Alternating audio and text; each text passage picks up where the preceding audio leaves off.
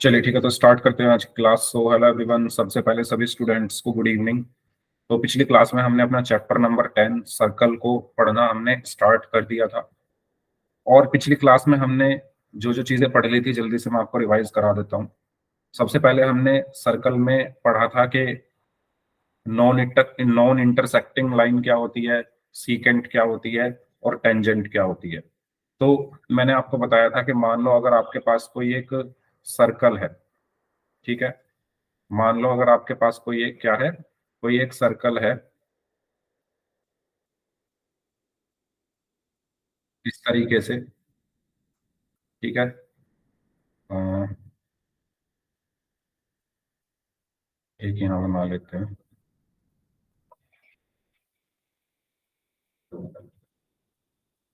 ठीक है। एक ये हो गया और एक और बना लेते हैं यहाँ पर।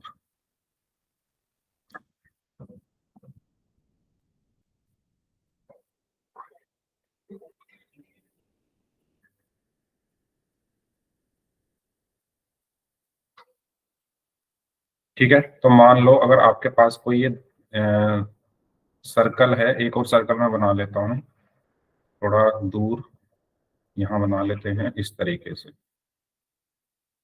अब अगर मैं इन सर्कल के पास से लाइन खींचने लग जाऊं, जैसे इन सब का जो मान लो सेंटर ओ है, ठीक है। इन सब का सेंटर क्या है, ओ है। इसको मैं हटा देता हूं। तो अगर मैं कोई लाइन इस सर्कल से खींचूं तो लाइन कैसे कैसे खींची जा सकती है। या तो लाइन, एक लाइन में ऐसे खींच सकता हूँ, ठीक है, जो सर्कल को किसी भी पॉइंट पर टच ना करे। या एक लाइन में ऐसे खींच सकता हूँ कि जो सर्कल को दो पॉइंट्स पर इंटरसेक्ट करके जाए। या मैं एक लाइन ऐसे खींच सकता हूँ जो सर्कल को सिर्फ किसी एक पॉइंट पर टच करके निकल जाए, ठीक है। किसी एक पॉइंट पर टच करके निकल जाए। तो इन लाइंस को हम क्या क्या बोलते हैं बताओ। अगर ये इस लाइन का नाम एल है, इस लाइन का नाम एम है और इस लाइन का नाम एन है, तो जो लाइन एल है इसको हम क्या बोलेंगे, इसका नाम क्या होगा बताओ।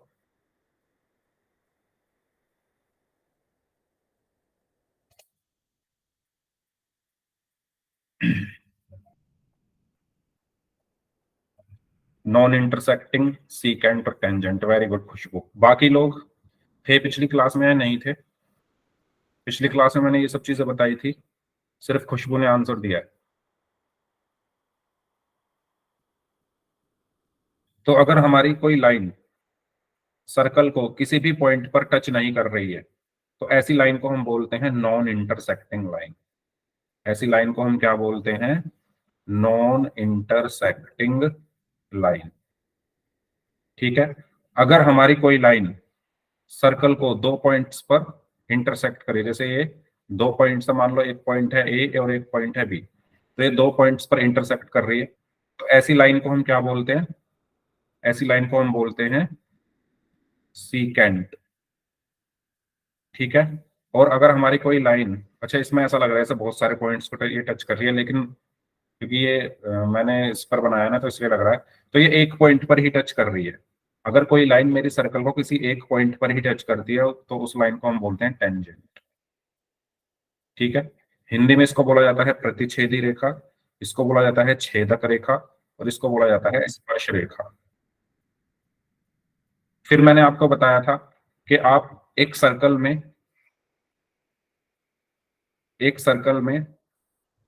कितनी सीकेंट खींच सकते हो, मैनी, ठीक है। बहुत सारी सीकेंट आप एक सर्कल के अंदर खींच सकते हो। कितनी टेंजेंट खींच सकते हो, मैनी। एक सर्कल के से आप बहुत सारी टेंजेंट खींच सकते हो, उनकी कोई काउंटिंग नहीं है। ओके, तो यहां तक हमने पढ़ लिया था। बताओ यहां तक किसी को कोई प्रॉब्लम है तो पूछो। यहां तक किसी को कोई प्रॉब्लम है तो पूछो। फिर मैंने लास्ट क्लास में आपको जाते जाते एक प्रैक्टिकल एक्सपेरिमेंट करने के लिए कहा था, तो वह मैं उम्मीद करता हूँ वो आपने किया होगा। वो एक्सपेरिमेंट मैंने क्या कहा था, मैंने कहा था कि आपके पास कोई भी एक रेक्टेंगुलर ऑब्जेक्ट है, कोई भी एक रेक्टेंगुलर ऑब्जेक्ट है, वो कुछ भी हो सकता है, आपका मोबाइल फोन हो सकता है, या आपकी बुक हो गई या आपकी कॉपी हो गई, कोई भी एक रेक्टेंगुलर ऑब्जेक्ट है, आप उसकी स्केल से जब लंबाई नापोगे, है ना, मैंने कहा था स्केल से उसकी लंबाई नापना, तो मैं उम्मीद करता हूँ आपने ये एक्सपेरिमेंट किया होगा। अगर किया है तो ये चीज आपको समझ में आ जाएगी। तो स्केल से जब हम इसकी लंबाई नापेंगे, तो इसकी सबसे छोटी लंबाई कब आएगी? जब आप स्केल को बिल्कुल सीधा रखोगे। मान लो ये आपका स्केल है, मान लो ये आपका स्केल है, ठीक है, इस तरीके से, इस तरीके से।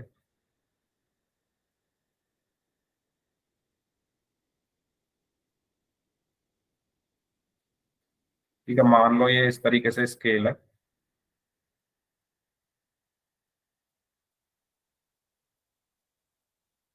तो जब आप अपने स्केल को बिल्कुल सीधा रखोगे, जब आप अपने स्केल को बिल्कुल सीधा रखोगे, तो सबसे छोटी लेंथ आएगी आपकी बुक की। मतलब अगर आप अपने स्केल को 90 डिग्री पर रख रहे हो, ठीक है, तो यहां से इस एक्सपेरिमेंट से मैं आपको ये बताना चाह रहा था कि अगर आप 90 डिग्री पर किसी भी ऑब्जेक्ट की लेंथ मेजर कर रहे हो, तो वो शॉर्टेस्ट लेंथ होगी, यानी वो सबसे छोटी लेंथ होगी उसकी। जैसे जैसे आप स्केल को टेढ़ा कर दोगे, यानी 90 डिग्री पर तो स्केल बिल्कुल सीधा है, जब आप स्केल को टेढ़ा करते चले जाओगे, तो जो इसकी लेंथ है वो बढ़ती चली जाएगी। मैंने एग्जांपल आपको दिया था कि जैसे मोबाइल फोन होते हैं, तो मोबाइल फोन की जो स्क्रीन कहते हैं कि ये 6 इंच की स्क्रीन है, 6.5 इंच की स्क्रीन है, वो कैसे नापी जाती है? वो टेढ़ी नापी जाती है ना। सीधी तो सबसे शॉर्टेस्ट होती है, जो टेढ़ी 6.5 इंच की जो होती है वो बिल्कुल उसका मतलब ये है कि आप डायगोनल से डायगोनल, मतलब इस पॉइंट से इस एज तक ऐसे नाप रहे हो। आपने अपना स्केल ऐसे रखा हुआ है, इस तरीके से टेढ़ा करके। ओके, तो ये सबसे ज्यादा लेंथ होती है। सबसे ज्यादा लेंथ कब होती है? जब आप एक कोने से, एक कॉर्नर से दूसरे कॉर्नर तक स्केल को टेढ़ा करके नापोगे, तो वो सबसे ज्यादा लेंथ आएगी। और जब आपका स्केल बिल्कुल सीधा होगा 90 डिग्री पर, वो सबसे कम लेंथ आएगी। तो यहां पर मुझे सिर्फ आपको इस एक्सपेरिमेंट के जरिए ये बताना था कि 90 डिग्री पर, 90 डिग्री पर किसी भी ऑब्जेक्ट की लेंथ सबसे शॉर्टेस्ट होती है, शॉर्टेस्ट लेंथ होती है 90 डिग्री पर। अगर आप लेंथ नाप रहे हो तो वो सबसे शॉर्टेस्ट आती है। क्या आपको ये चीज क्लियर हो गई है या नहीं, बताओ मुझे। क्लियर ये तब होगी, मैंने आपको करने के लिए कहा था पिछली क्लास में कि इस एक्सपेरिमेंट को खुद से करके देखना, तो किया आप लोगों ने या नहीं? ठीक है। अब ये मैंने करने के लिए क्यों कहा था, क्योंकि अभी हम एक थ्योरम पढ़ेंगे, तो वो थ्योरम हम अब समझेंगे। थ्योरम क्या है, थ्योरम देख लेते हैं। आपकी थ्योरम है 10.1। थ्योरम 10.1 क्या कहती है?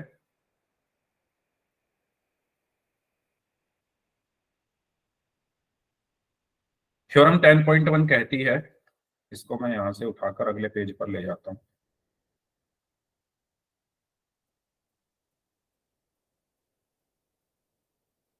थ्योरम 10.1 कहती है, the tangent at any point of a circle is perpendicular to the radius through the point of contact. कहने का मतलब ये है कि अगर आपके पास कोई एक सर्कल है, अगर आपके पास कोई एक सर्कल है, ठीक है, इसको थोड़ा छोटा करके, और मान लो ये आपके पास कोई एक सर्कल है, इसको थोड़ा नीचे ले आते हैं। ओके, और इस सर्कल का जो सेंटर है वो ओ है, इस सर्कल का जो सेंटर है वो ओ है, और इस सर्कल से एक टेंजेंट जा रही है। मान लो ये एक टेंजेंट है। टेंजेंट क्या होती है? जो सर्कल को सिर्फ एक पॉइंट पर टच करके निकल जाए। तो मान लो ये एक टेंजेंट है जो इस सर्कल को इस पॉइंट पर टच करके गई है, ठीक है, ये क्या है? एक टेंजेंट है। ये चीज सभी को क्लियर हुई? टेंजेंट क्या होती है मैं आपको बता चुका हूँ, इस टेंजेंट का नाम मैंने एल रख दिया। ये सर्कल को सिर्फ इस पॉइंट पर टच करके जा रही है। तो ये थ्योरम ये कहती है कि अगर आप इस टेंजेंट पर रेडियस, मतलब इस टेंजेंट का जो पॉइंट ऑफ कांटेक्ट है, इस टेंजेंट का जो सर्कल से पॉइंट ऑफ कांटेक्ट है, पॉइंट ऑफ कांटेक्ट क्या है? मान लो ये एम है point of contact, point of contact क्या है? एम है। इस टेंजेंट का इस सर्कल से पॉइंट ऑफ कांटेक्ट, मतलब जिस पॉइंट पर ये कांटेक्ट कर रही है, यानी वो पॉइंट एम है। तो अगर आप कोई रेडियस इस पॉइंट ऑफ कांटेक्ट पर खींचोगे, तो वो रेडियस जो है उस पॉइंट ऑफ कांटेक्ट पर 90 डिग्री का एंगल बनाएगी। रेडियस क्या होती है? जो सेंटर से सरकमफ्रेंस तक जाती है। और सर्कम, तो मैं यहां पर एक रेडियस खींचूंगा जो सेंटर से जाएगी और कहां जाकर मिलेगी? Point of contact. Point of contact क्या है? जहां पर टेंजेंट टच कर रही है इस सर्कल को। तो ये थ्योरम ये कहती है कि ये जो एंगल बनाएगी, यानी ये वाला जो एंगल होगा, ये 90 डिग्री होगा। ये 90 डिग्री होगा। क्या ये थ्योरम आपको क्लियर हुई कि रेडियस, जब किसी सर्कल की आप कोई रेडियस खींचते हो और वो रेडियस कहां जाकर मिल रही है? किसी टेंजेंट के पॉइंट ऑफ कांटेक्ट पर। किसका पॉइंट ऑफ कांटेक्ट? टेंजेंट और सर्कल के पॉइंट ऑफ कांटेक्ट पर अगर जाकर वो रेडियस मिल रही है तो वो रेडियस उस टेंजेंट से 90 डिग्री का एंगल बनाएगी। क्या ये थ्योरम क्लियर है? क्लियर है तो यस टाइप कर दो, नहीं है तो आर टाइप कर दो। क्लियर है तो यस टाइप कर दो, नहीं है तो आर टाइप कर दो।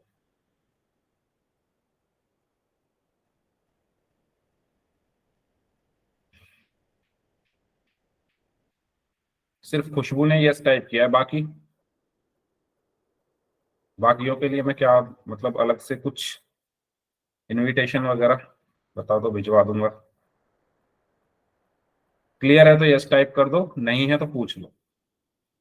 तो अब इसको प्रूव करते हैं हम। इसको प्रूव कैसे करेंगे ये ध्यान से समझना। देखो, एक बात बताओ, मैं अगर इस सेंटर से इस टेंजेंट पर एक कंस्ट्रक्शन कर दूं ऐसे, जो ये ब्लैक कलर की लाइन है ये सारी कंस्ट्रक्शन है ये, ठीक है? मैंने बहुत सारी लाइन खींची है ऐसे,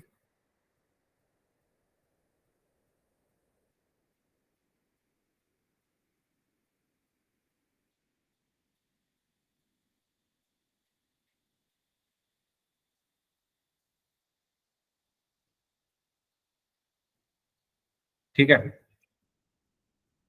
अब मुझे आप ये बता दो, इनमें से शॉर्टेस्ट डिस्टेंस कौन सी है? देखकर आपको क्या लग रहा है सबसे छोटी डिस्टेंस कौन सी है? मतलब अगर मैं यहाँ पर नाम लिख दूं बहुत सारे, मैंने यहाँ पर लिख दिया, मान लो मैंने यहाँ पर लिख दिया P Q R S M T U V W X, है ना? ये बहुत सारी लाइन है। O X O W O V O U O T O M O S O R O Q O P. तो मुझे बताओ शॉर्टेस्ट डिस्टेंस आपको कौन सी लग रही है इनमें से? O M. अब देखो क्यों, सही आंसर दिया है, ओ एम शॉर्टेस्ट डिस्टेंस है। देखो क्यों है। देखो, ये जो ओ एम है ये कहां जाकर मिल रही है? ये सर्कल के सरकमफ्रेंस तक गई है और ये सारी लाइन सर्कल से बाहर जा रही है। ये सारी लाइन सर्कल से बाहर जा रही है। भाई ये तो सर्कल के सरकमफ्रेंस पर जाकर रुक गई ना, ये वाली line O M. O M जो है वो सर्कल के सरकमफ्रेंस तक गई है, बाकी सारी लाइन बाहर जा रही है। बाकी सारी लाइन बाहर जाएंगी, बाकी सारी लाइन सर्कल से बाहर निकल रही है। तो कॉमन सी बात है भाई, वो सर्कल के अंदर तक है और बाकी सर्कल से बाहर निकल रही है, तो सबसे छोटी वही होगी क्योंकि वो अंदर तक ही है। सबसे छोटी क्या होगी इनमें? ओ एम होगी। सबसे छोटी डिस्टेंस इन सब में ओ एम होगी। क्यों? क्योंकि वो सर्कल के सरकमफ्रेंस तक ही है, बाकी सारी बाहर जा रही है, तो वो सारी ज्यादा होंगी उससे।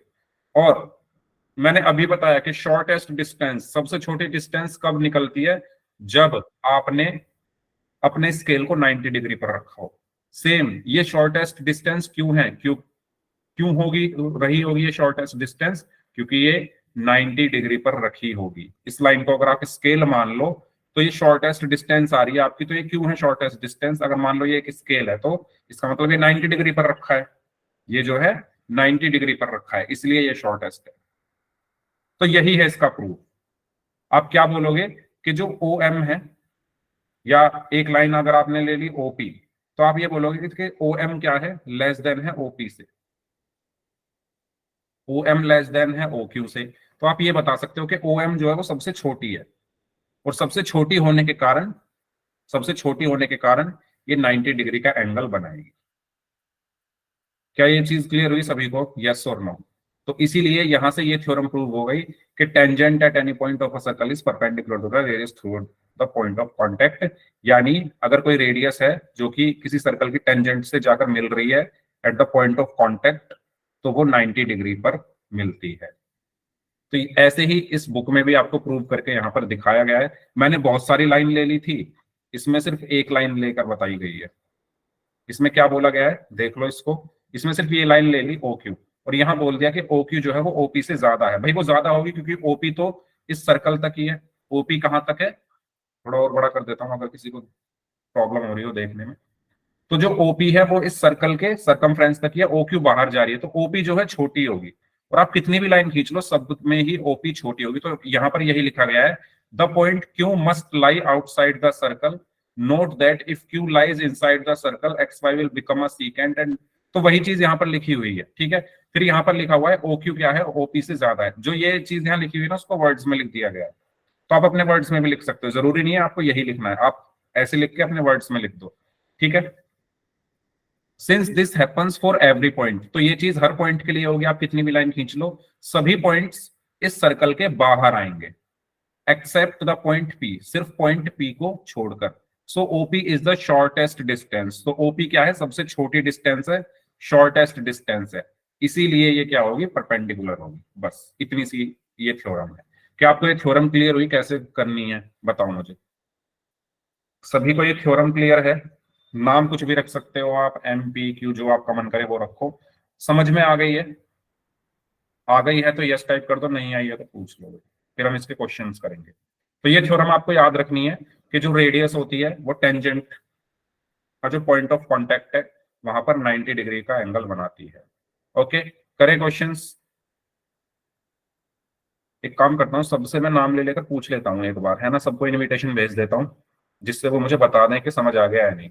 आरती सेन आपके लिए इनविटेशन है मेरी तरफ से, वंशिका आपके लिए भी इनविटेशन है, अनिल कुमार नाम से आपके लिए भी इनविटेशन है, यश आपके लिए भी इनविटेशन है, प्रियंका आपके लिए भी इनविटेशन है, खुशबू ने तो दे दिया है आंसर बिना इनविटेशन के, thank you so much Khushboo.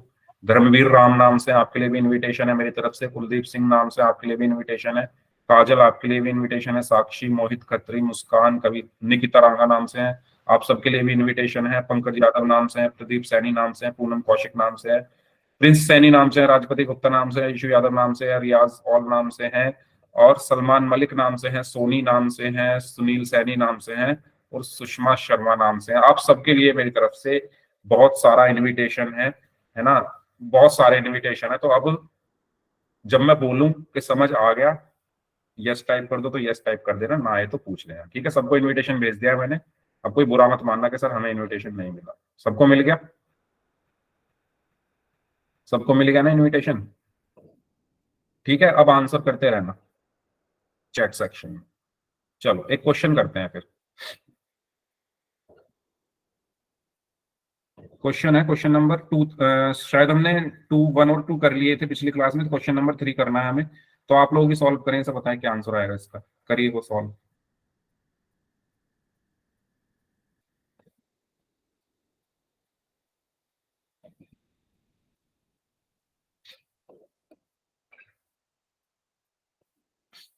Solve करें सभी स्टूडेंट्स।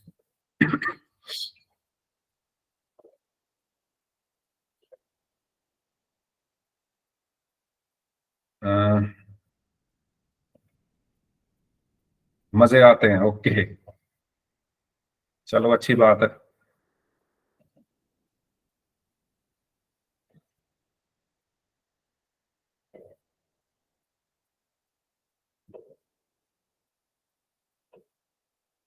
हम्म, ओके, साक्षी ने आंसर दिया है √119, खुशबू ने आंसर दिया है √119, ओके, प्रदीप सैनी नाम से इन्होंने आंसर दिया है, आप ऑप्शन लिख दो ए बी सी डी में से पूरा, अगर ना लिखना चाहते हो तो डी, ठीक है, डी आंसर दिया है, ओके। वंशिका, पंकज यादव नाम से हैं, ओके, ठीक है।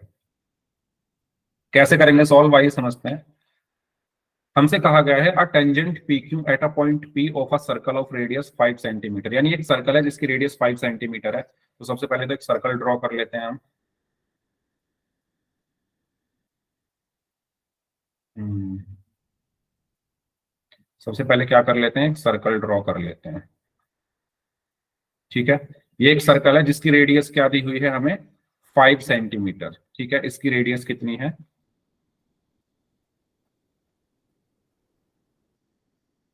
5 centimetre. A tangent P Q at a point P of a circle, तो एक टेंजेंट है जिस जो है पी क्यू, और वो क्या कर रही है, पॉइंट पी पर meets a line through the centre O, अच्छा ये मैंने आगे पढ़ लिया। तो एक टेंजेंट खींच लेते हैं जो पॉइंट पी पर सर्कल को टच कर रही है, तो मान लो ये एक टेंजेंट है यहां पर, ठीक है, मान लो ये एक टेंजेंट, ओके, और ये टेंजेंट पॉइंट पी पर, तो ये पॉइंट पी मान लिया यहां पर टच कर रही है, ठीक है, और पी क्यू इसका नाम है तो क्यू इधर लिख लेते हैं। और जो 5 सेंटीमीटर की जो रेडियस है वो पी पॉइंट पर मिल रही है, तो मैं रेडियस खींच देता हूं यहां से, तो ये सेंटर हो गया ओ, और यहां से एक रेडियस खींच दी आर बराबर 5 सेंटीमीटर। क्या बोला गया है,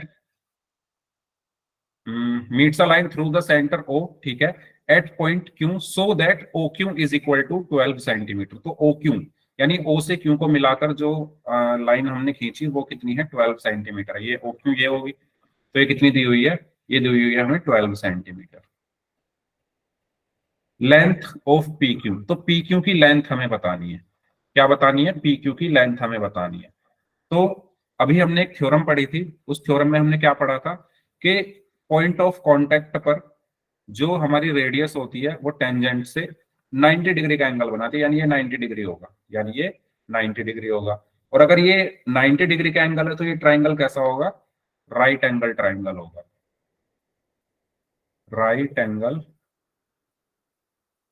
ट्राइंगल होगा। और राइट एंगल ट्राइंगल में हम कौन सी थ्योरम लगाते हैं, पाइथागोरस थ्योरम, ठीक है। So by using Pythagoras theorem, Pythagoras,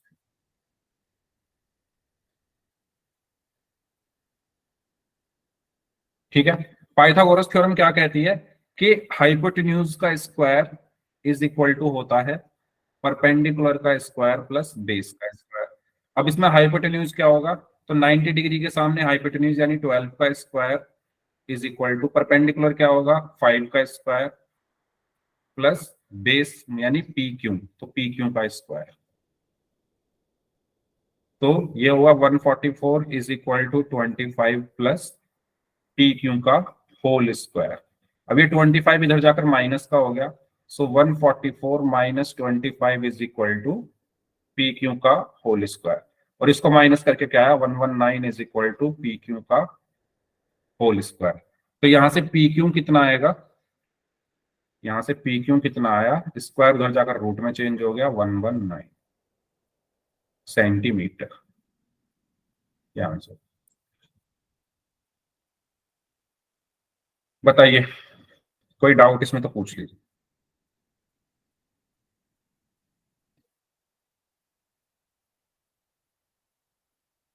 ठीक है, तो उस थ्योरम की हेल्प से हमने इस क्वेश्चन को सॉल्व कर लिया है। अब आगे बढ़ते हैं नेक्स्ट, क्वेश्चन नंबर 4, करिए इसको, क्वेश्चन नंबर 4 को क्या बोला गया है इसमें।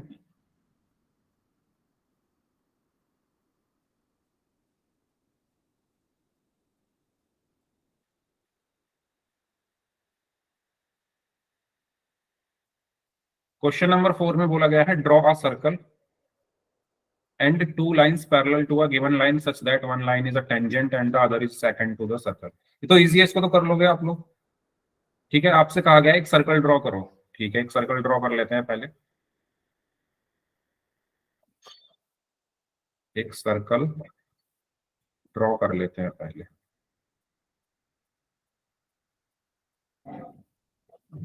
ठीक है, ये सर्कल हमने ड्रॉ कर लिया। उसके बाद बोला गया है, इसको मैं हटा देता हूं, ये इस सर्कल का सेंटर है ओ। उसके बाद बोला गया है draw a circle and two lines parallel to a given line, मतलब एक लाइन दी हुई है उसके पैरेलल आपको लाइन खींचनी है। तो भाई एक लाइन मान लो यहां दी हुई है, एक लाइन मान लो ये दी हुई है हमें, ठीक है, इस लाइन का नाम मैंने रख दिया एल, ओके। इसके पैरेलल आपको दो लाइन ऐसी खींचनी है जिसमें एक तो टेंजेंट हो और एक सीकेंट हो। तो टेंजेंट कहाँ खींचोगे, इसके पैरेलल, यहाँ खींच दो। ठीक है, इसके पैरेलल टेंजेंट ये हो गई है ना, थोड़ी टेढ़ी हो गई है तो इसके पैरेलल खींचनी है तो बिल्कुल सीधी खींचेंगे। ठीक है, टेंजेंट तो ये हो गई पैरेलल, और एक सीकेंट खींचनी है, तो सीकेंट क्या होती है, कहीं भी खींच दो जो दो पॉइंट्स पर टच करे तो ये सीकेंट। ठीक है, तो ये हमारी है गिवन लाइन, ये हमारी है टेंजेंट,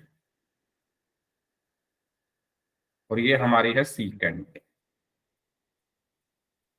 ठीक है, बताओ, कुछ पूछना है तो इसमें पूछ लीजिए।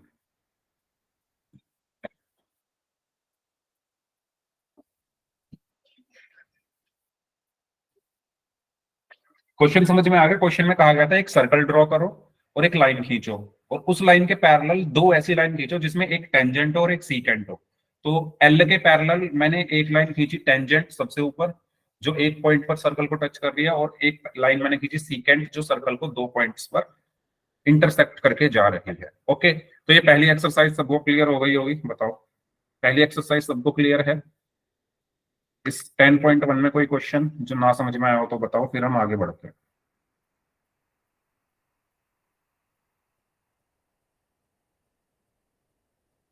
बताओ। ठीक है। चलिए तो आगे बढ़ते हैं, अब हम बात करते हैं 10.2। 10.2 पढ़ने से पहले हम थ्योरम अपनी पढ़ लेते हैं। थ्योरम 10.2, तो थ्योरम 10.2 क्या कहती है, इसको मैं प्रूव आपको करा देता हूं।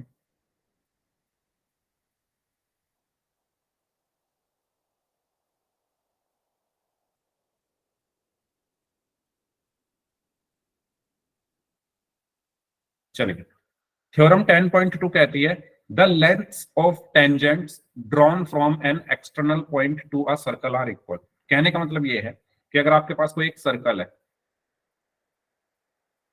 अगर आपके पास कोई एक क्या है, सर्कल है, ठीक है, तो मैं मान लो यहां ड्रॉ कर लेता हूं एक सर्कल। ओके, अगर आपके पास कोई एक सर्कल है जिसका सेंटर है O, the length of tangents drawn from an external point. एक एक्सटर्नल पॉइंट है, मान लो यहां है ये एक एक्सटर्नल पॉइंट, और इस एक्सटर्नल पॉइंट को मैं नाम दे देता हूं पी। कहा यह जा रहा है कि अगर आप इस एक्सटर्नल पॉइंट से जो टेंजेंट खींचोगे, तो मान लो मैंने दो टेंजेंट यहां से खींची, एक मैंने ये खींच दी, ठीक है, और एक मैंने ये खींच दी। ओके, ऊपर वाली टेंजेंट जो है वो है पी क्यू, नीचे वाली टेंजेंट है पी आर।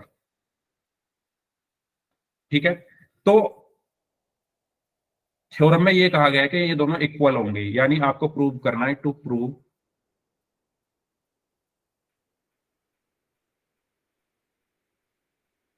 कि पी क्यू जो है वो पी आर के बराबर होगा। ठीक है, क्या आपको ये चीज समझ में आई? बताओ, यहां तक कोई प्रॉब्लम है किसी को? थ्योरम समझ में आई? थ्योरम क्या कहती है कि अगर किसी सर्कल के बाहर कोई एक पॉइंट है, वहां से अगर आप कोई दो टेंजेंट खींचो, अगर वहां से आप कोई दो टेंजेंट खींचो तो उनकी लेंथ आपस में बराबर होती है, यानी पी क्यू और पी आर आपस में बराबर होती है। भाई ये क्वेश्चंस में हम लोग यूज करेंगे तो इनको भूलना मत, ये याद रखना। अब इसको प्रूव कैसे करेंगे ये देखते हैं। पहले मुझे सभी लोग बताओ, ये सबको क्लियर है थ्योरम की स्टेटमेंट क्या कह रही है? थ्योरम की स्टेटमेंट क्या कह रही है, ये सभी को क्लियर है?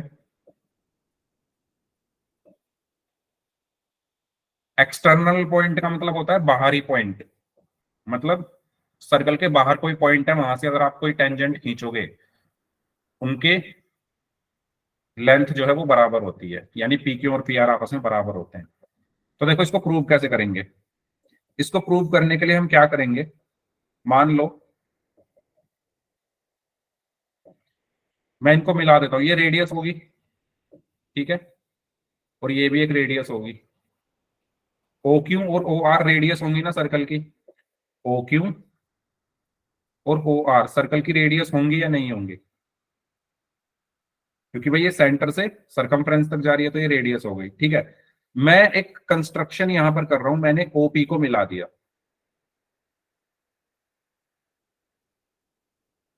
मैंने कंस्ट्रक्शन की,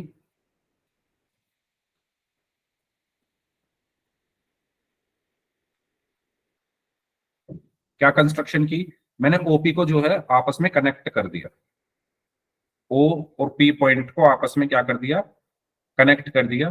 ठीक है, अब आपके पास दो ट्राइंगल है, आपके पास दो ट्राइंगल है, एक है triangle O Q P in triangle, ऊपर वाला ट्राइंगल क्या है, ओ क्यू पी, एंड नीचे वाला ट्राइंगल क्या है, O P R, and in triangle O P R. ठीक है, ऊपर वाला ट्राइंगल है और एक नीचे वाला ट्राइंगल है, इन दोनों ट्राइंगल्स को आप देखो, मुझे बताओ ये वाला एंगल कितने डिग्री होगा, ओ क्यू पी कितने कितना होगा।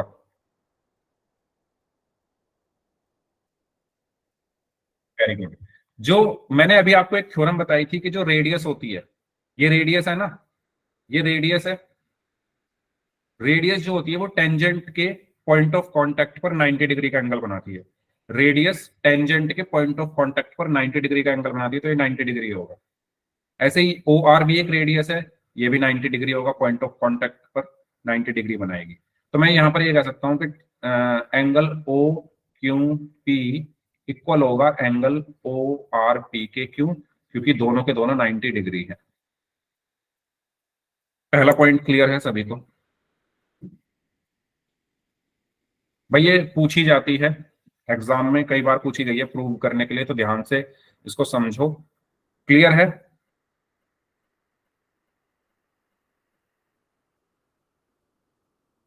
ठीक है, नेक्स्ट देखो, ओपी बराबर ओपी होगा क्योंकि दोनों में कॉमन है, ओपी क्या है, दोनों में कॉमन है।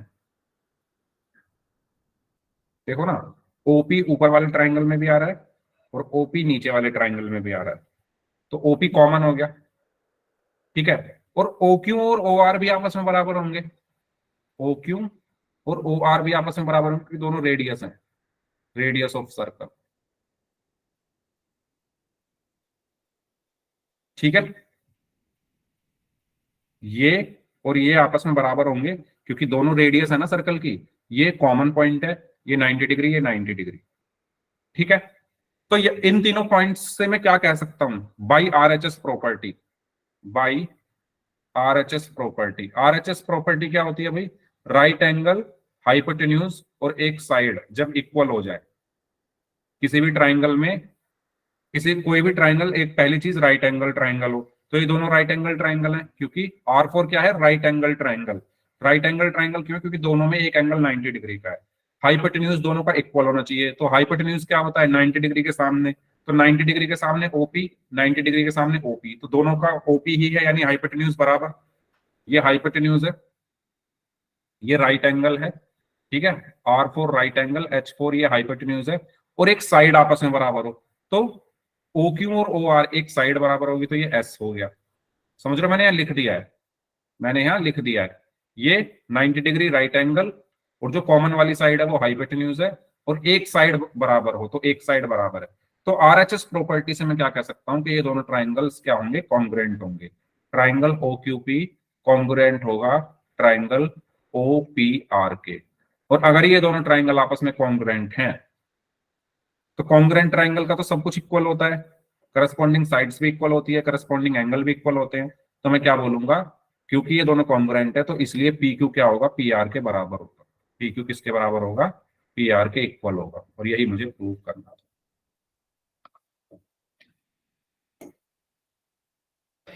बताइए। हाँ, सीपीसीटी। ठीक है, क्लियर हुआ सभी को। तो ये एग्जाम में कई बार आ चुकी है थ्योरम प्रूव करने के लिए कि एक्सटर्नल पॉइंट से अगर कोई दो लाइन आप खींच रहे हो, कोई दो टेंजेंट्स अगर आप खींच रहे हो, तो उन दोनों टेंजेंट्स की जो लेंथ है वो इक्वल होती है, तो इसको प्रूव करके दिखाओ। तो ऐसे आप प्रूव करोगे। ओके, तो अगली एक्सरसाइज करने से पहले, अच्छा एक चीज और बता दूं मैं आपको, ये आपको अगर ये दोनों कॉन्ग्रुएंट हैं तो ये भी आपको पता चल गया होगा कि ये एंगल इस एंगल के इक्वल होगा, ये एंगल इस एंगल के इक्वल होगा, तो ये आपको पता रहना चाहिए, ठीक है, क्योंकि ये दोनों कॉन्ग्रुएंट है ना। क्वेश्चन में यूज करेंगे हम इन सब चीजों को, ये एंगल इसके इक्वल होगा, ये एंगल इसके इक्वल होगा, और ये 90 90 होंगे, ठीक है। क्लियर है सभी को ये? तो हमने क्या क्या चीजें पढ़ी है, जल्दी से देखते हैं। हमने क्या क्या चीजें पढ़ी। पहला पॉइंट हमने क्या पढ़ा, क्योंकि एक्सरसाइज 10.2 में हम ये तीन चीजें यूज करेंगे, ठीक है। पहला पॉइंट हमने क्या पढ़ा कि अगर मेरे पास कोई एक सर्कल है और इस सर्कल से कोई टेंजेंट निकल रही है ऐसे, ठीक है, और ये मान लो सर्कल का सेंटर है O, और रेडियस जो होती है वो टेंजेंट से 90 डिग्री बनाती है, जो रेडियस होगी वो टेंजेंट से 90 डिग्री बनाएगी। पहला हमने ये पढ़ा। दूसरा हमने ये पढ़ा कि अगर मेरे पास कोई सर्कल है, ठीक है, और कोई एक्सटर्नल पॉइंट है P, यहां से अगर दो लाइन आ रही है, दो टेंजेंट आ रही है, तो ये अगर पी क्यू है और ये पी आर है, तो जो पी क्यू बराबर, पी क्यू क्या होता है, वो पी आर के बराबर होता है, दूसरा पॉइंट, ठीक है। पहला ये, दूसरा ये कि अगर मैं इसको पी क्यू बोल दूं तो आर जो है वो परपेंडिकुलर है पी क्यू पर, पहला पॉइंट हमने ये पढ़ा। और तीसरा पॉइंट मैंने आपको ये बताया कि अगर आपके पास कोई एक सर्कल है और एक्सटर्नल पॉइंट से अगर दो टेंजेंट आप खींच रहे हो, और यहाँ सेंटर से अगर आप कोई लाइन खींच रहे हो और इनको अगर आप मिला दो, है ना, क्वेश्चन में अगर ऐसी फिगर दी हो आपको, अगर क्वेश्चन में आपको ऐसी फिगर दी हो, तो ये एंगल इसके इक्वल होगा, ये एंगल इसके इक्वल होगा। ये तीन पॉइंट्स मैंने आपको बताए हैं जिनका यूज हम क्वेश्चंस में करेंगे। तो इन तीनों पॉइंट्स में से अगर कोई, सर दो क्लास सर क्लास में दो सम दिए थे, वो समझ में नहीं आया, आप समझा दोगे? कौन सा, कौन सा, क्या नहीं समझ आया बताओ।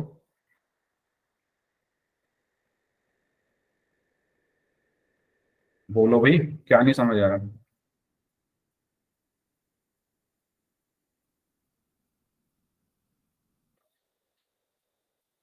अच्छा, अभी आप यहाँ ध्यान दो, इसको भी कर लेंगे बाद में।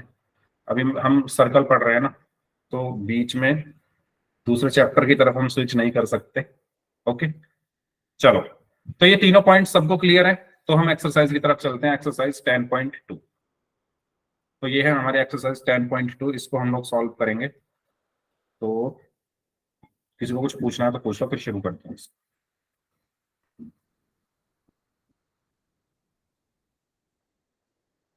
तो पहला क्वेश्चन आप लोग करना स्टार्ट करें, पढ़े क्वेश्चन करें स्टार्ट, क्या आएगा आंसर।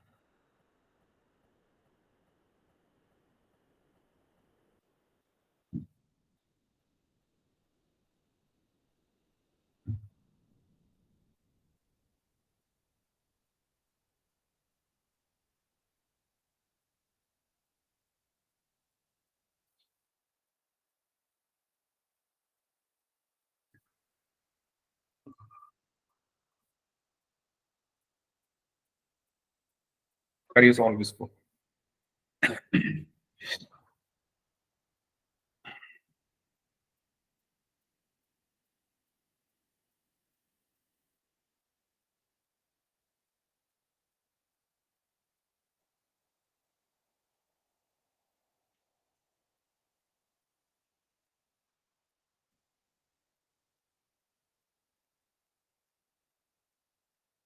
ओके खुशबू, वेरी गुड, 7 सेंटीमीटर।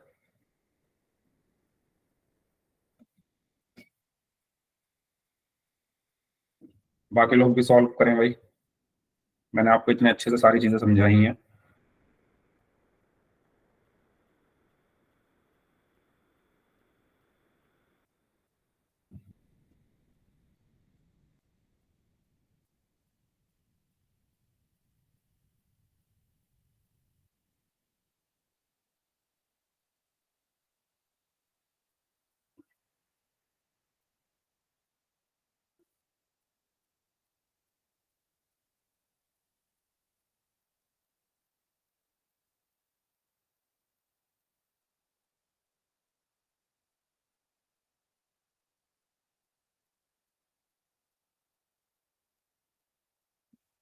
सिर्फ 3-4 बच्चों का ही आंसर आया अभी तक।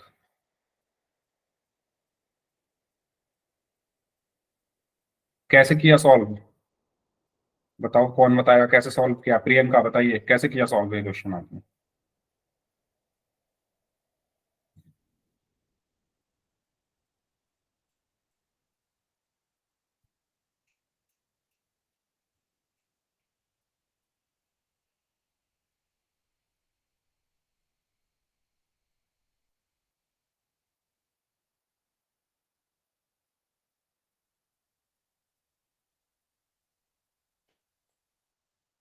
Bye using Pythagoras theorem. एक सर्कल है,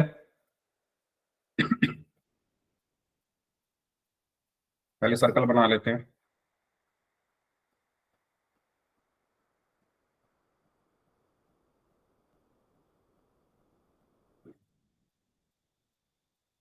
इसका सेंटर ओ है, ठीक है।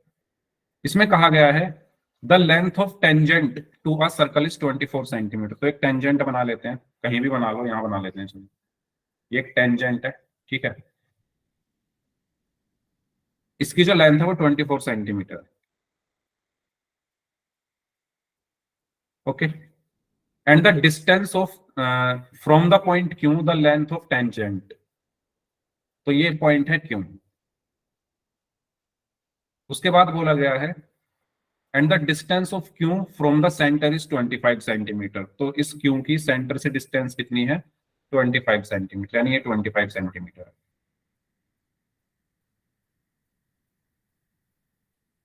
द रेट नहीं नहीं नहीं, एक मिनट एक मिनट एक मिनट। रेडियस तो मैं निकालनी, मैंने गलत बना दिया। एक मिनट, क्यों शायद उधर है, क्यों इधर आएगा? इधर है क्यों, ठीक है, ये पॉइंट है क्यों। और ये पॉइंट क्या है फिर? ये नहीं दिया हुआ। चलो इसको पी मान लो अपनी तरफ से, ये पी हो गया। ओके, और ये जो डिस्टेंस दी हुई है ये दी हुई है हमारी, ये वाली डिस्टेंस दी हुई है 25 सेंटीमीटर।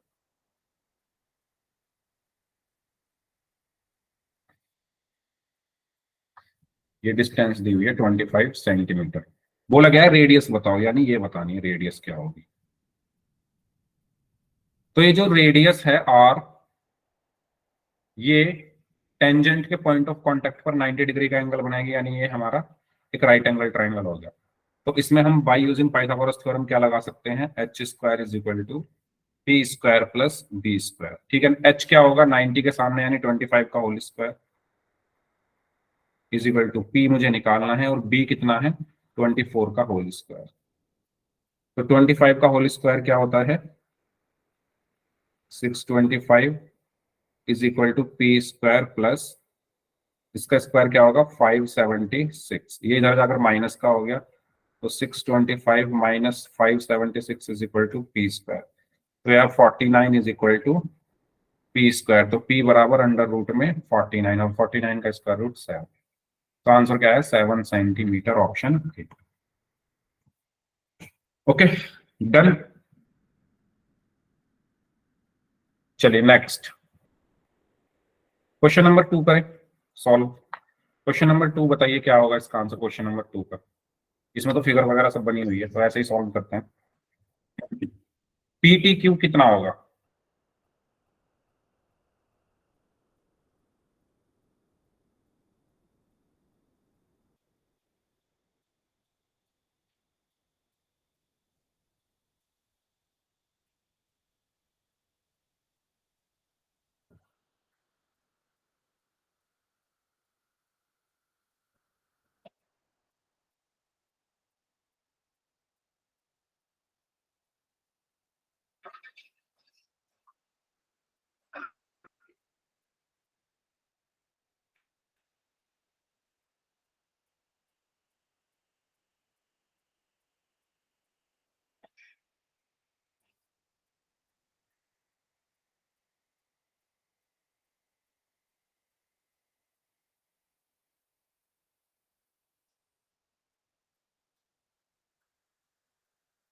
70 डिग्री कैसे? कैसे होगा 70 डिग्री बताओ। कोई माइक ऑन करके एक्सप्लेन करेगा कैसे आया 70 डिग्री। हर्ष बताइए कैसे आया 70। सर एक एंगल तो गिवन है, हाँ। और सर पी और क्यू जो है ना, हम्म। वो सर परपेंडिकुलर है, रेडियस पे है, हम्म। तो वो 90 डिग्री का हो गया। Well done. वैसे ही सर पी और क्यू पी और ओ पे है, हम्म। तो सर जी वो भी 90 डिग्री का हो गया। हाँ वेरी गुड। सर तीनों का सम आया 290। ओके। सर क्वाड्रिलेटर का सम चार एंगल का होता है sir 360। Well done very good. Sir फिर माइनस होके आ जाए। Very good. तो आया समझ में सभी को। ज्यादातर बच्चों ने कर ही लिया है वैसे भी। तो देखो ये टेंजेंट से मिल रही है रेडियस तो 90 डिग्री, 90 डिग्री। और ये हमारा एक क्वाड्रिलेटरल है। ये हमारा एक क्या है, क्वाड्रिलेटरल है।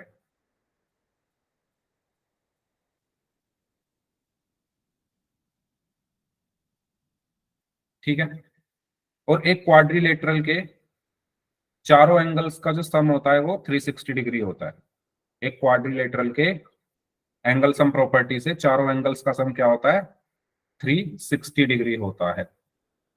तो भाई मैं यहां ये लिख सकता हूं कि ये 90, ये 90, तो इन तीनों का सम कितना है, 90 और 90 180, 180 और 110 कितना होगा 290।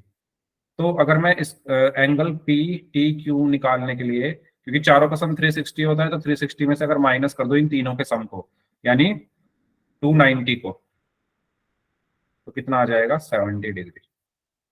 तो सही आंसर हमारा क्या है, ऑप्शन बी। ठीक है भाई, चारों एंगल का सम 360 डिग्री होता है, तीन का आपको पता है, तो चौथे में से माइनस चार सम में से तीनों को माइनस कर दो तो चौथा एंगल हमारा निकल कर आ जाएगा। ओके।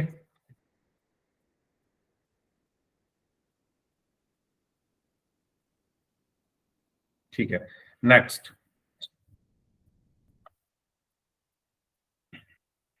इसको सॉल्व करें। If tangents P A and P B from a point P to a circle with centre O are inclined to each other at the angle of 80 degree, then P O A is equal to, P O A आपको बताना है कितना होगा। करो solve.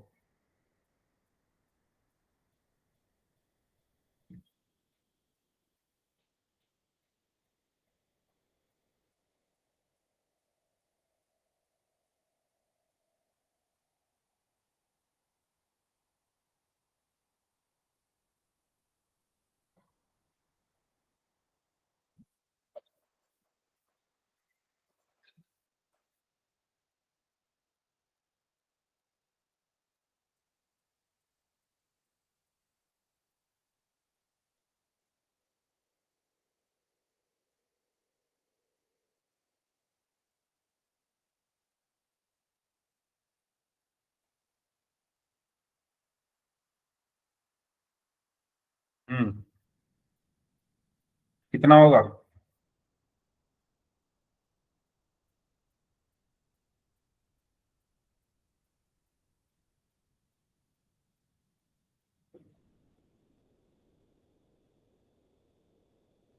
50 degree.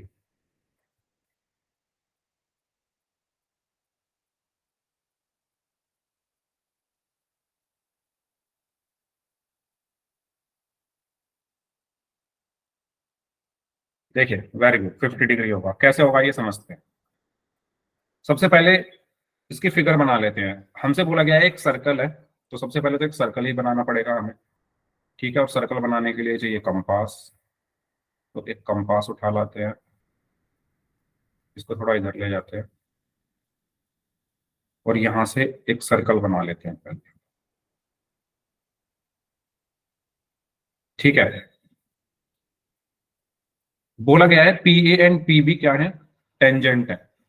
तो tangent है तो मैं क्या करता हूं, फ्रॉम अ पॉइंट पी, एक पॉइंट पी से है, और मान मान लिया ये एक पॉइंट पी है, और टेंजेंट है एक है पी ए, तो एक तो हम खींच लेते हैं इधर ऊपर की तरफ एक टेंजेंट, तो ये पी ए हो जाएगी, और नीचे की तरफ एक टेंजेंट खींच लेते हैं तो ये पी बी हो जाएगी। ठीक है, तो ये पी ए हो गई और ये पी बी हो गई। Okay, to a circle with centre O, तो सर्कल का जो सेंटर है वो ओ है।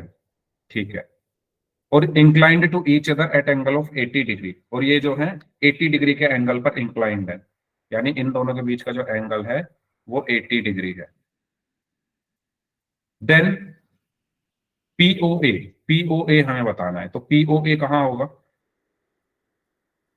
तो अगर मैं इन सबको मिला दूं, दूसरे कलर से मिला लेते हैं, इसको भी मिला दिया, इसको भी मिला दिया, और इनको भी मिला दिया। ठीक है, थोड़ा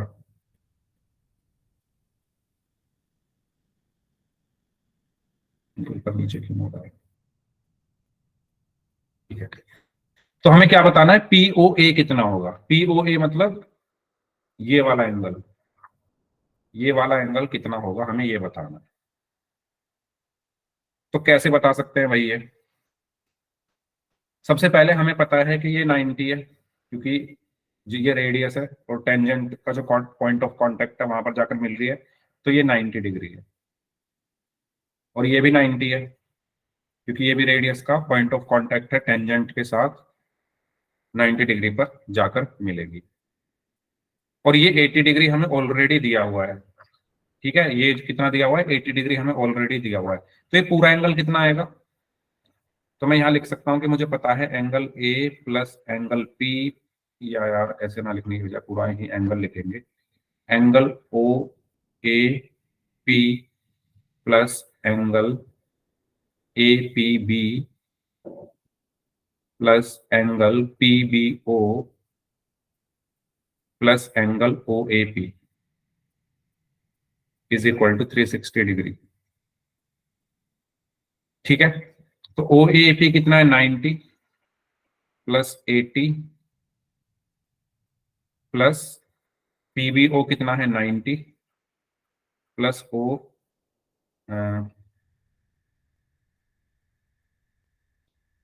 मैंने गलत लिख दिया, O A P B, sir A O B आएगा। बी ओ ए आएगा यहाँ पर। सर ओ ए पी आपने सर 2 बार लिया है, आगे और फर्स्ट हाँ में और वही, लास्ट में। मैंने ये 2 बार ले लिया, तो इसकी जगह आएगा एंगल बी ओ ए। ठीक है, तो पीबीओ कितना है? 90, और plus angle B O A is equal to 360। तो ये हो गया 90 plus 90 180, 180 plus 80 is 260, plus angle B O A is equal to 360 degree. So angle B O A कितना आ गया? 360 माइनस 260, और ये आ गया 100 डिग्री। यानी ये पूरा एंगल 100 है, ये पूरा एंगल 100 डिग्री है। ये क्लियर हुआ सभी को? जस्ट जैसा ये यस वाला था, सर। जैसा ये वाला था, कहाँ गया? इससे ऊपर वाला किया था ना हमने अभी ऐसा, हमने ये चौथा एंगल निकाला था, सेम ऐसे ही निकाला है ये भी। तो ये 100 डिग्री आ गया। अब मैंने अभी अभी आपको एक चीज बताई थी यहाँ पर कि अगर आपका कोई सर्कल है, दो टेंजेंट है एक्सटर्नल पॉइंट से, तो ये ऊपर वाले एंगल और नीचे वाला एंगल आपस में बराबर होगा। क्यों? क्योंकि दोनों कॉन्ग्रुएंट ट्रायंगल है। यहाँ देखो, ये वाला ट्रायंगल और ये वाला ट्रायंगल दोनों कॉन्ग्रुएंट है, कॉन्ग्रुएंट है तो सब कुछ बराबर होगा। तो ये एंगल इसके बराबर होगा, ये एंगल इसके बराबर होगा, ये इसके बराबर है ही। तो सेम चीज यहाँ पर, क्योंकि ये दोनों एंगल, दोनों ट्रायंगल कॉन्ग्रुएंट है, तो ऊपर वाला और नीचे वाला एंगल आपस में बराबर होंगे। पूरा 100 डिग्री है, और ये दोनों आपस में बराबर होंगे, तो ये आधे आधे ही होंगे, तभी तो बराबर होंगे। 100 का आधा आधा कर देंगे हम, तो ऊपर वाला एंगल और नीचे वाला एंगल बराबर हो जाएगा। तो 100 का आधा कितना हुआ? 50 डिग्री। तो हम यहाँ पर लिखेंगे, हमें क्या चाहिए? एंगल पी ओ ए क्या होगा? हाफ होगा एंगल बी ओ ए का, और बी ओ ए 100/2, और 100/2 यानी 50 डिग्री। समझ में आया क्यों हुआ ये आधा? क्योंकि दोनों ट्राइंगल कॉन्ग्रुएंट हैं, अभी थोड़ी देर पहले हमने प्रूव किए थे। ठीक है, क्वेश्चन क्लियर है ये सभी को? बताइए, अगर इस क्वेश्चन में किसी को कुछ पूछना है तो पूछ लीजिए। इस पूरे एक्सरसाइज में बस 3 चीजें ध्यान रखनी है। एक तो पाइथागोरस वाली, मतलब ये वाली, सॉरी पाइथागोरस वाली बोल रहा हूँ, ये रेडियस जो है टेंजेंट के साथ 90 डिग्री बनाती है। दूसरा, एक्सटर्नल पॉइंट से जो हमारे टेंजेंट्स आते हैं उनकी जो लेंथ है वो बराबर होती है, और तीसरा ये एंगल। ठीक है, तो ये तीन चीजें अगर ध्यान रखोगे पूरी एक्सरसाइज आपकी हो जाएगी। तो आगे बढ़ते हैं फिर next question number 4।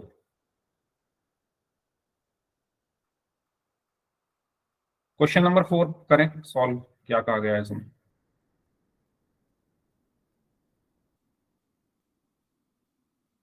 Question number 4 में कहा गया prove that the tangents drawn at the ends of a diameter of a circle are parallel.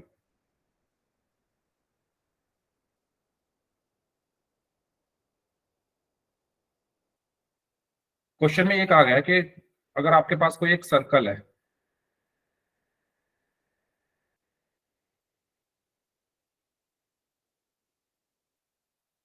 ठीक है, अगर आपके पास एक सर्कल है तो इसकी एक मान लो एक डायमीटर है। डायमीटर क्या होती है? जो सेंटर से होकर जाए, जो सेंटर से होकर जाने वाली कॉर्ड को हम डायमीटर बोलते हैं, तो ये डायमीटर हो गई।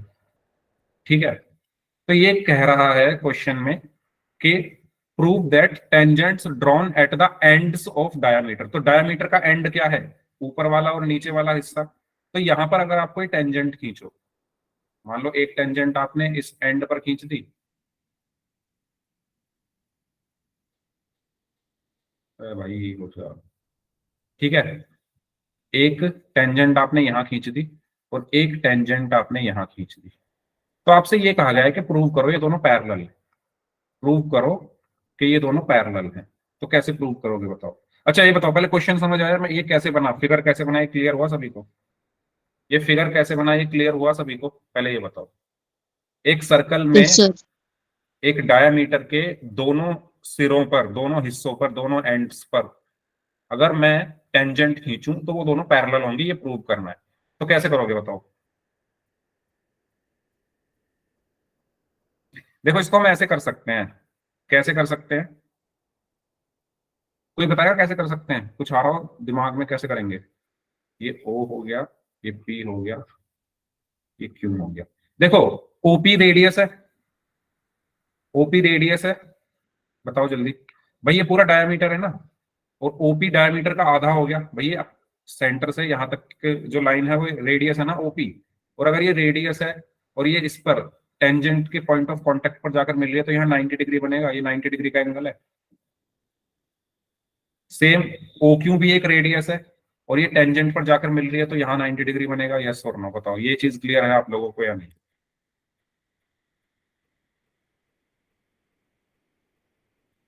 अब आप एक बात बताओ, ये दोनों एंगल्स इक्वल आ रहे हैं। इसको आर कह देते हैं, इसको एस कह देते हैं, आर टी एम कह देते हैं, कुछ भी नाम रख दो है ना अपने मन से। तो मैं अगर यहां पर देखूं कि एंगल ओ पी टी बराबर आ रहा है एंगल ओ क्यू एस के, और आप एक बात बताओ, ये एंगल अल्टरनेट एंगल है या नहीं? देखो सर है। ये देखो जेड शेप वाले एंगल, ये दोनों अल्टरनेट एंगल्स हैं। और अल्टरनेट एंगल्स कब बराबर होते हैं? जब वो दो पैरेलल लाइंस के बीच में बने हो। भाई अल्टरनेट एंगल कब बराबर होते हैं, ये आपने पढ़ा है ना, जब यस वो सर। जब वो दो पैरेलल लाइंस के बीच में बने हो। तो मैं यहां पर ये कहूंगा कि ये अल्टरनेट एंगल्स हैं, अल्टरनेट इंटीरियर एंगल्स, और ये बराबर है। एकांतर कोण जिनको हम हिंदी में बोलते हैं, अल्टरनेट इंटीरियर एंगल्स हैं और ये बराबर आ रहे हैं। तो अल्टरनेट इंटीरियर एंगल्स बराबर कब होते हैं? जब वो दो पैरेलल लाइंस के बीच में बने हो। तो मैं ये बोलूंगा कि भाई ये अल्टरनेट एंगल्स हैं और बराबर भी हैं, और ये बराबर तब होते हैं जब वो दो पैरेलल लाइंस के बीच में बने हो। सो जो टी आर, यानी टी आर नाम दे दिया मैंने उसको, पैरेलल होगा एम एस के। यही तो प्रूव करना था कि ये जो यस सर। टेंजेंट्स हैं पैरेलल होंगे। तो हमने प्रूव कर दिया। कैसे प्रूव किया? कि भाई ये दोनों इक्वल आ रहे हैं, और ये इक्वल कब होंगे? और ये दोनों अल्टरनेट एंगल्स भी हैं। तो अल्टरनेट एंगल्स इक्वल तब होते हैं जब वो पैरेलल लाइंस के बीच में बने। ठीक है, अगर मेरे पास ये दो लाइन है, ठीक है, और इनको एक ये लाइन काट रही है, तो अल्टरनेट इंटीरियर एंगल्स कौन से होंगे? ये और ये होंगे। तो क्या ये बराबर होंगे? बताओ, क्या ये दोनों एंगल बराबर होंगे? No sir. ये बराबर नहीं होंगे क्योंकि ये पैरेलल लाइंस के बीच में नहीं है, ये दोनों लाइंस पैरेलल नहीं है। तो ये बराबर कब होते हैं? जब ये लाइन पैरेलल हो, यानी अगर लाइन ऐसे खींच दी मैंने, एक लाइन मैंने ऐसे खींच दी और एक लाइन मैंने ऐसे खींच दी, ठीक है, और इस तरीके से, तो हाँ अब ये बराबर होंगे। क्यों? क्योंकि अब ये लाइन अब ये दोनों दो पैरेलल लाइंस के बीच में बने हैं, है ना, ये दोनों पैरेलल लाइंस के बीच में बने हुए एंगल है, अब ये बराबर होंगे, लेकिन यहां बराबर नहीं होंगे। सेम ये बराबर यहां आ रहे हैं और ये अल्टरनेट एंगल्स भी है, तो ये बराबर क्यों आ रहे हैं? क्योंकि ये दो पैरेलल लाइंस के बीच में बने हैं। तो यही हमें प्रूव करना था। उम्मीद करता हूँ आपको आज जो भी चीजें पढ़ाई गई है सारी चीजें आपको क्लियर हो गई हैं। ठीक है, यस सर। अब अगर आपके कोई डाउट्स हैं तो आप डाउट्स पूछ लीजिए, अदरवाइज बाकी लोग जा सकते हैं।